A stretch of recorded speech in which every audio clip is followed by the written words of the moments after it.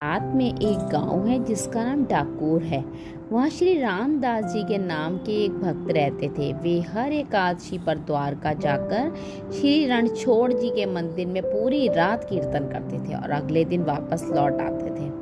जब वे वृद्ध हो गए तो भगवान ने उनसे घर ही पर कीर्तन करने को कहा, परंतु उन्होंने ठाकुर जी की यह बात नहीं मानी। उनकी निष्ठा देखकर प्रभु उनसे बहुत प्रसन्न हो गए और बोले, तुम्हारे यहाँ आने का कष्ट मुझसे सहन नहीं होता। रामदास, तुम मुझे अपने घर ले चलो। गुरुजी ने कहा, अगली बार गाड़ी लेकर आना, मैं तुम्हारे साथ चलूँगा। इस पर रामदास जी बोले, प्रभु मैं तो बूढ़ा हो गया हूँ और आप तो नव किशोर हैं, मैं आपको कैसे उठा पाऊँगा। और फिर हर रात आपके मंदिर के बाहर ताला भी लग जाता है, यह कैसे संभव होगा। प्रभु मुस्कुराए और बोले, मैं मंदिर के पीछे की खिड़की खोल दूंगा, तुम मुझे वहां से ले जाना, मैं तुम्हारे लिए फूल जैसा हल्का हो जाऊंगा। तुम बस अगली बार गाड़ी ले आना, मैं तुम्हारे साथ चलूंगा।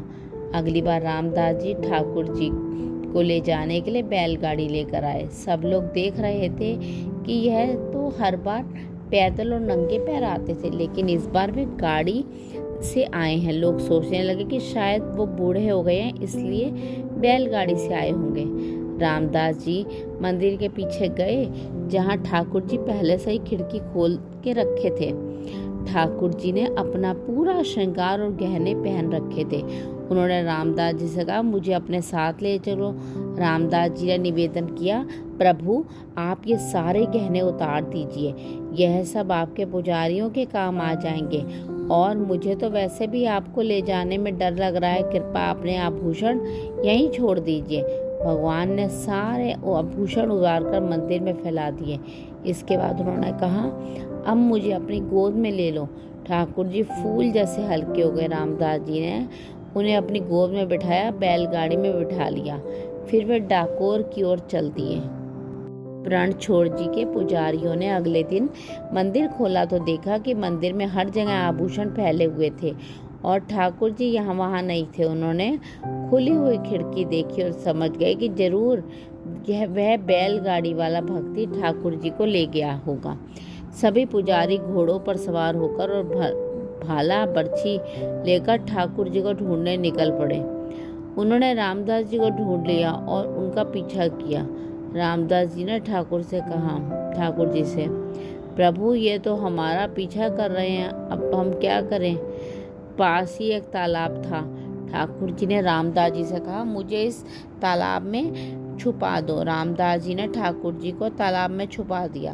ठाकुर जी के पुजारी उन्हें ढूंढते हुए रामदास जी के पास गए और उन्होंने ठाकुर जी के बारे में पूछने लगे। जब रामदास जी ने कुछ नहीं बताया तो उन्हें भालों से मारने लगे। पुजारियों की नजर तालाब की तरफ पड़ी तो वहां खून से बहता हुआ दिखा।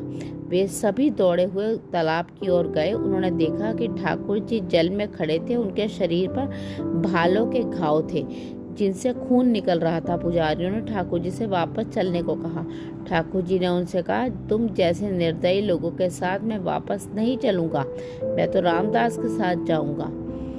पुजारियों ने ठाकुर जी से कहा, प्रभु आपकी वजह से जो धनराशि मिलती है उसी से हमारा जीवन चलता है। ठाकुर जी ने उत्तर दिया, बस धन की ही बात है ना रामदास जी, तुम सबके को मेरे वजन के बराबर सोना दे देंगे। सारे पुजारी यह सुनकर खुश हो गए और इस प्रस्ताव पर राजी हो गए। यह सुनकर रामदास जी बोले, अरे प्रभु, एक तो आपने वैसे ही मुझे पिटवाया और अब रहे हो कि मैं इन्हें सोना दे दूं। मेरे पास सोना कहाँ है, मैं तो गरीब हूँ। प्रभु ने सबको डाकोर चलने को कहा। रामदास जी आगे आगे ठाकुर जी को बैलगाड़ी में लेके चले। ठाकुर जी के पुजारी अपने घोड़ों पर उनके पीछे पीछे चल रहे थे। डाकोर पहुंचने के बाद ठाकुर जी ने रामदास जी से कहा कि एक तराजू ले आओ और उसकी एक तरफ सोना रख दो। ठाकुर जी खुद तराजू के एक तरफ बैठ गए। रामदास जी ने कहा, प्रभु हमारे पास तो सोना ही नहीं है। ठाकुर जी ने कहा, तुम्हारी पत्नी की एक छोटी पतली सी सोने की नथ है, उसे ले आओ, मैं उसी में तुल जाऊंगा।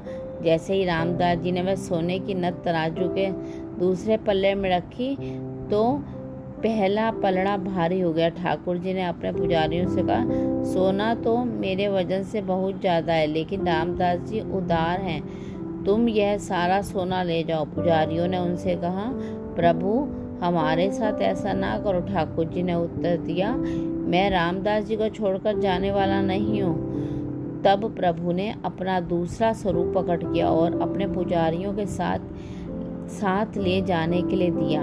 श्री रणछोड़ जी रामदास जी के घर में ही विराजे।